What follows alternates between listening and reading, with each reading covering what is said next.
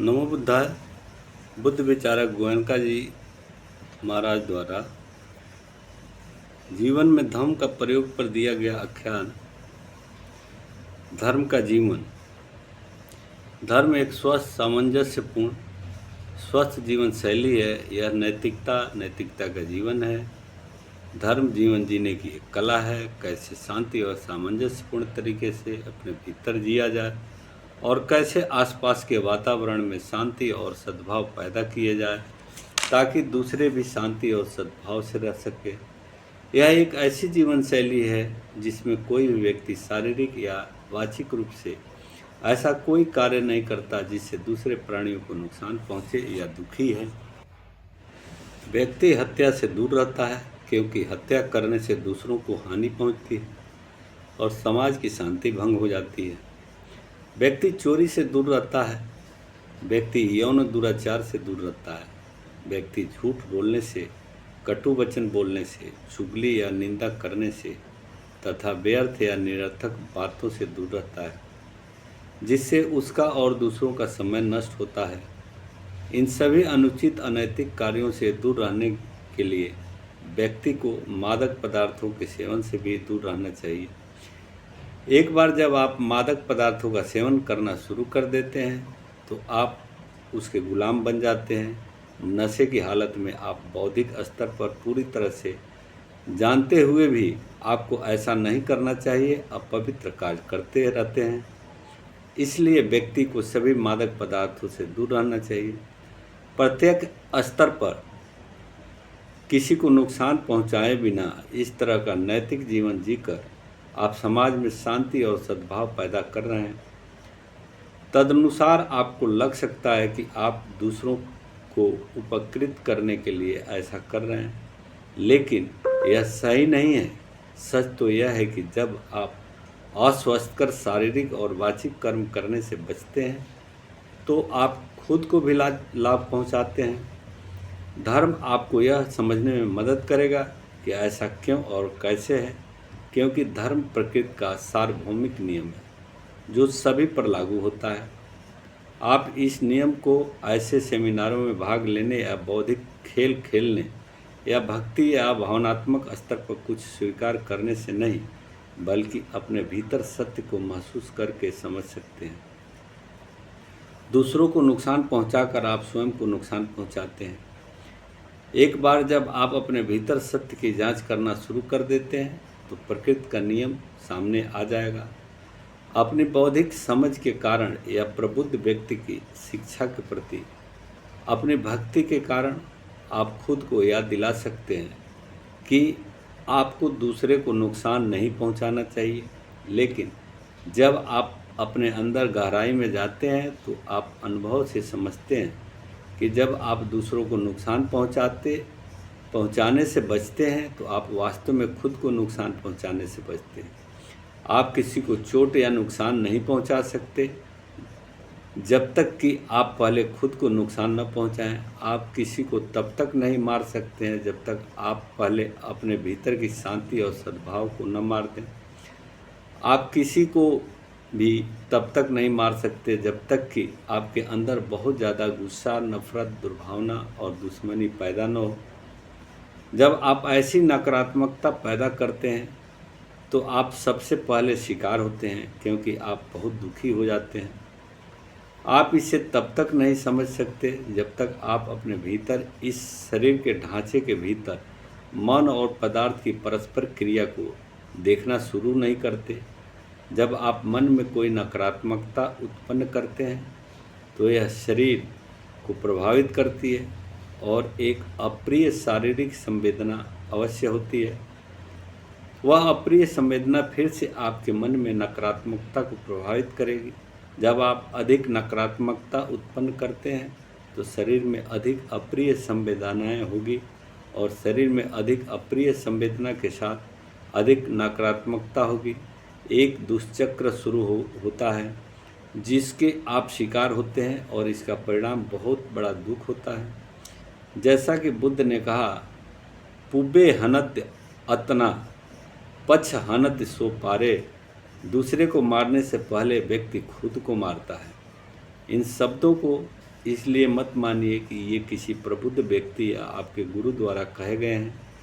इससे आपको कोई मदद नहीं मिलेगी। जब आप अपने अंदर मन और पदार्थ के बीच की बातचीत की सच्चाई को महसूस करना शुरू करेंगे तो यह बहुत स्पष्ट हो जाएगा। आप पहचान लेंगे कि आपने किसी और को नुकसान पहुंचाने से पहले खुद को नुकसान पहुंचाना शुरू कर दिया है, और कोई भी ऐसा नहीं करना चाहता। अगर अनजाने में आप अपना हाथ जलती आग में डाल देते हैं तो इससे आपको दर्द होता है। कुछ बार यही गलती दोहराने के बाद आप ऐसा करना बंद कर देंगे, क्योंकि आपको पता है कि इससे दर्द होता है।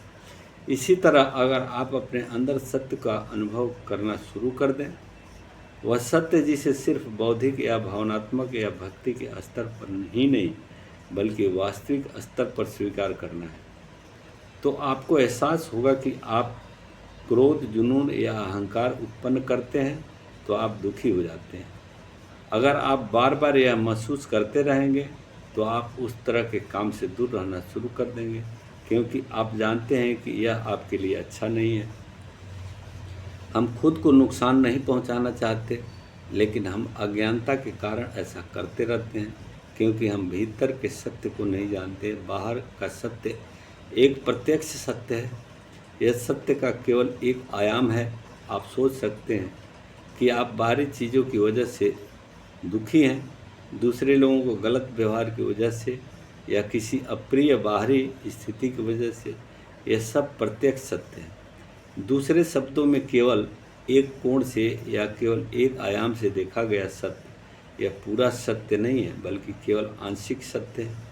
और आंशिक सत्य एक विकृत सत्य है जो वास्तविक सत्य से बहुत दूर है। जब आप सत्य को विभिन्न कोणों से देखते हैं तो आप सत्य की समग्रता को समझने लगते हैं, और जब आप ऐसा करते हैं तो आपको हर निर्णय एक स्वस्थ निर्णय होगा।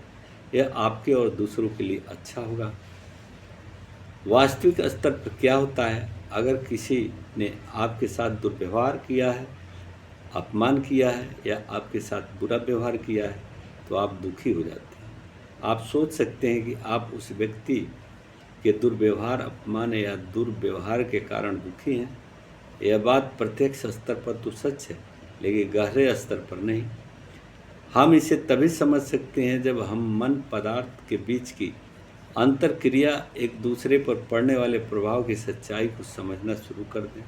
अगर हम वैज्ञानिकों या शोधार्थियों की तरह विभाजित, विच्छेदित, विघटित, विलीन हो जाएं, जब हम ऐसा करेंगे तो हम अपने अंदर एक प्रक्रिया को घटित होते देखेंगे। किसी ने गाली दी है, कुछ शब्द कानों तक पहुँचे हैं और तुरंत मन का एक हिस्सा ध्वनि को पहचान लेगा। इसके बाद दिमाग का दूसरा हिस्सा स्मृति और पिछले अनुभव के आधार पर ध्वनि को पहचानता है। शब्द, कौन से शब्द? ओ, गाली के शब्द। दिमाग का यही हिस्सा फिर मूल्यांकन करता है, गाली के शब्द यह बहुत बुरा है। फिर मन का तीसरा हिस्सा काम करना शुरू करता है, वह हिस्सा जो संवेदनाओं, कंपनों को महसूस करता है। ध्वनि केवल कंपन है, और जैसे ही गाली के शब्द कान तक पहुंचते हैं वे पूरे शरीर में कंपन पैदा करते हैं। हालांकि संपूर्ण शारीरिक और मानसिक संरचना अपने आप में केवल कंपनों का एक समूह है। जैसा कि बुद्ध ने कहा,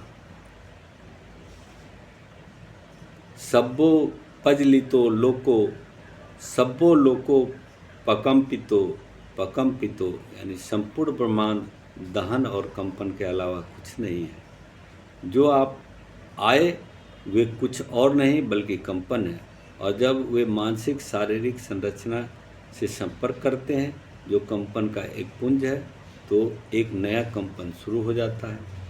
यह ऐसा है जैसे आप एक खास बिंदु पर घंटा बजाते हैं और पूरा घंटा कंपन करने लगता है।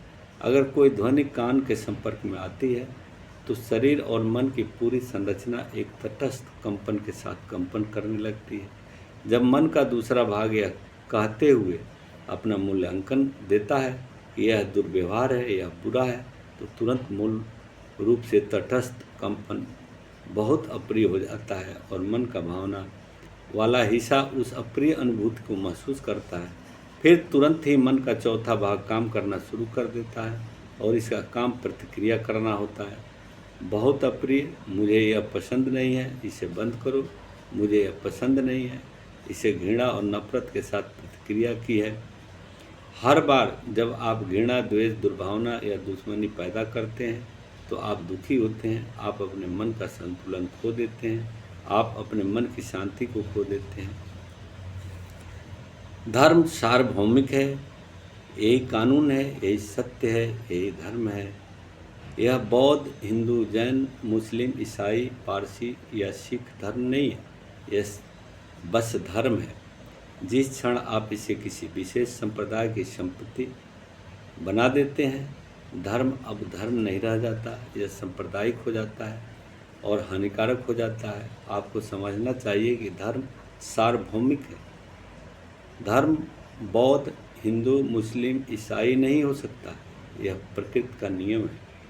उदाहरण के लिए हम कहते हैं कि आग का स्वभाव जलना है, यही आग का धर्म है। अगर वह नहीं जलती तो वह आग नहीं हो सकती, अगर वह आग है तो उसे जलना चाहिए। जब आग जलती है तो आप क्या इसे हिंदू, मुस्लिम, बौद्ध या जैन जलना कहते हैं, या भारतीय, यूरोपीय, अमेरिकी या रूसी जलना कहते हैं? जलना तो जलना ही है, यह प्राकृतिक नियम है। इसी तरह जब कोई व्यक्ति मन में कोई नकारात्मकता या मलिनता उत्पन्न करता है तो वह अवश्य ही जलता है। मलिनता का स्वभाव ही जलना है। क्रोध उत्पन्न करने पर आपको जलने से कोई नहीं बचा सकता। आप अपने आप को हिंदू, बौद्ध, ईसाई, मुसलमान, जैन या सिख कहते रहें, इससे कोई फर्क नहीं पड़ता, या ब्राह्मण या ऊंट, इससे कोई फर्क नहीं पड़ता। यही नियम है, यही स्वभाव है, यही धर्म है। हम धर्म को भूल गए हैं। कोई व्यक्ति किसी संप्रदाय से जुड़ा है और उसके रीति रिवाजों का पालन करता है या उसके विश्वासों को मानता है, उसे लगता है कि यह उसे बहुत धार्मिक बनाता है। कोई अन्य व्यक्ति किसी अन्य संप्रदाय से जुड़ा है और उसके रीति रिवाजों, अनुष्ठानों और समारोहों का पालन करता है या उसके दर्शन को मानता है, उसे भी लगता है कि यह उसे बहुत धार्मिक बनाता है, लेकिन दोनों ही खुद को धोखा देते हैं। धर्म का ऐसा मामलों में कोई लेना देना नहीं है, वे सांप्रदायिक है और धर्म सार्वभौमिक है। हम यह अनुष्ठान करें या न करें, अगर हम मन को नकारात्मकता से मुक्त रखते हैं तो यह शुद्ध है, और प्रकृति के नियम के अनुसार जब मन विकारों से मुक्त होता है तो यह स्वाभाविक रूप से मेता यानी प्रेम, करुणा, मुदिता यानी सहानुभूतिपूर्ण आनंद और उपेक्षा क्षमता से भर जाता है और तुरंत ही व्यक्ति शांति और सद्भाव का आनंद लेने लगता है। कर्मकांड, रीति रिवाज, दर्शन और हठ धर्मिता का इससे कोई लेना देना नहीं है। हम अंदर ही अंदर धर्म के सत्य को भूल चुके हैं। प्रकृति का यह सार्वभौमिक नियम कोई भेदभाव नहीं करता। जो कोई भी जलती हुई आग में हाथ डालता है वह खुद जल जाता है। इससे कोई फर्क नहीं पड़ता कि कोई किस धर्म को मानता है, वह कौन से रीति रिवाज करता है या किस दर्शन में विश्वास करता है। धर्म के अनुभव के बारे में हम इस नियम को कैसे समझ सकते हैं? इन प्रवचनों को सुनकर हम धर्म को बौद्धिक रूप दे सकते हैं और कह सकते हैं कि यह तार्किक, तर्कसंगत और वैज्ञानिक लगता है। हम कह सकते हैं कि इसे जीवन में लागू किया जाना चाहिए। हमें नकारात्मकता पैदा नहीं करनी चाहिए, क्योंकि अगर हम ऐसा करेंगे तो हम दुखी हो जाएंगे। लेकिन धर्म सभाओं का ज्ञान आपके जाने के साथ ही खत्म हो जाता है। अगर ये सभाएं कारगर होती तो भारत दुनिया का सबसे धार्मिक देश होता। इसके बजाय यह सांप्रदायिकता का सबसे बड़ा शिकार है। अनुभव के स्तर पर धर्म को समझने, उसे साकार करने में किसी की दिलचस्पी नहीं है। जब आप ऐसा नहीं करते तब तक ये सारे उपदेश काम नहीं आएंगे। मैं अपने अनुभव से जानता हूँ कि उन्होंने मेरी कोई मदद नहीं की। मेरा जन्म तथाकथित धार्मिक माहौल वाले परिवार में हुआ था, लेकिन कोई भी वास्तविक धर्म को नहीं समझता। हमें अपने भीतर धर्म को महसूस करने का कोई तरीका नहीं पता था। सौभाग्य से मेरा दूसरा जन्म हुआ। पहला जन्म मेरी माँ के गर्भ से मेरा शारीरिक उद्भव था, लेकिन दूसरा जन्म अज्ञानता के खोल से मेरा उद्भव हुआ था, जिसका श्रेय मेरे गुरु सयाजी उबाखिन को जाता है। उसके मार्गदर्शन से मुझे अंदर के सत्य का अनुभव होने लगता है। धर्म यही है और अभी काम करता है। जब आप मन में कोई अशुद्धि पैदा करते हैं तो आपको तुरंत सज़ा मिल जाती है। अगर आप किसी देश या राज्य का कानून तोड़ते हैं तो आप सज़ा से बच जाते हैं या उसे सालों तक टाल सकते हैं, लेकिन प्रकृति के नियम के तहत आप सज़ा से बच नहीं सकते या उसे टाल नहीं सकते। प्रकृति आपके मरने तक इंतज़ार नहीं करती। जब आप नियम तोड़ते हैं तो आपको उसी पल सज़ा मिल जाती है। जब आप मन में नकारात्मकता पैदा करते हैं तो प्रकृति बिना देर किए आपको सज़ा देना शुरू कर देती है। अगर आप कानून नहीं तोड़ते, अगर आप प्रकृति के नियम के अनुसार जीते हैं और अपने मन को शुद्ध रखते हैं, अगर आप करुणा और सद्भावना पैदा करते हैं तो प्रकृति आपको यहीं और अभी पुरस्कृत करती है। यह आपके मरने तक इंतज़ार नहीं करेगी। आप यहीं और अभी शांति और सद्भाव का अनुभव करना शुरू कर देते हैं। जब कोई व्यक्ति प्रकृति के इस नियम को अनुभव के स्तर पर समझने लगता है तो वह धर्म के मार्ग पर कदम बढ़ाने लगता है। वह धर्म को प्राप्त करने लगता है, धर्म का अनुभव करने लगता है तथा इसी जीवन में धर्म के सर्वोत्तम मधुरतम फल प्राप्त करने लगता है।